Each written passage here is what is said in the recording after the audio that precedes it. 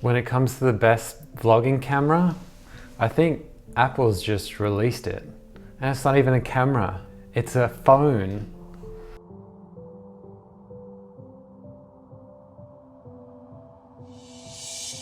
Hi, I'm one part of Elise and Aaron. This channel is about cameras and making cool shit with them.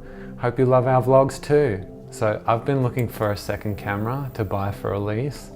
When we go out and we're at a cool location, we kind of fight over the A7 III a little bit, and I just want her to have something too, and it's just, we like cameras, so what the hell. So we got rid of the RX100 Mark V.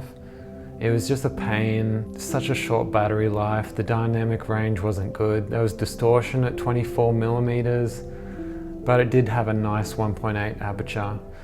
I've been really looking at the new one and it's just not enough of what I want. The low light performance is even worse in it, and the only saving grace in that camera is a very compact 24 to 200mm lens, and that's something that's still very special.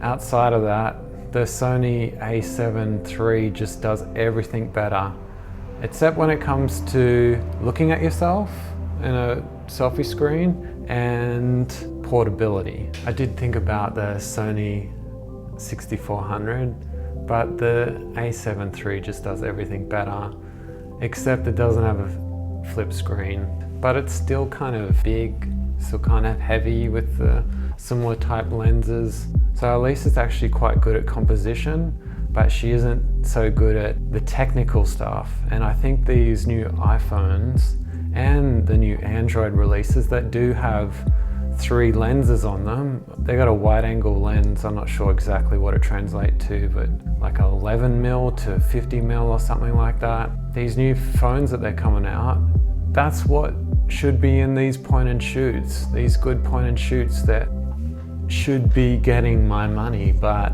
Apple is gonna get it instead because I'm gonna buy this for Elise. Shh, she doesn't know, but she will soon. Even when you compare the new phones to the action cams, unless you're doing extreme sports, a phone is a better camera to vlog on, it seems.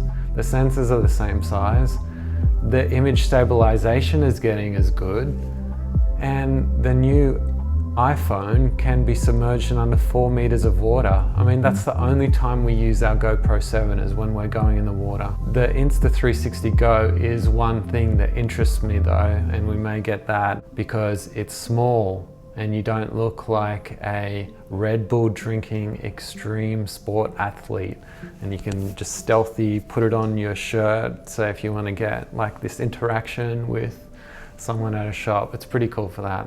But the distortion is pretty ugly on that, which is unfortunate, but might be acceptable. I like hyperlapses too, and it does have a good mode on that. So to the Japanese camera manufacturers, please innovate, please give us what we want. We want wide angle lenses because the phone companies are gonna start taking more and more of your market. And is this a good or bad thing for us consumers? Well, both. One, they get less money. More of the consumer dollars are going to the phone manufacturers. Two, why it could be a good thing is they're forced to innovate. If Apple and Samsung are pushing the boundaries of what a little sensor can do, surely Sony, Panasonic can learn from this and stop crippling their cameras and give us what we want, what our money. We're giving over the money, so give us some good stuff in return, please. Now, just to get off this iPhone hype train, one thing that has concerned me and that I don't like about them is the poor dynamic range.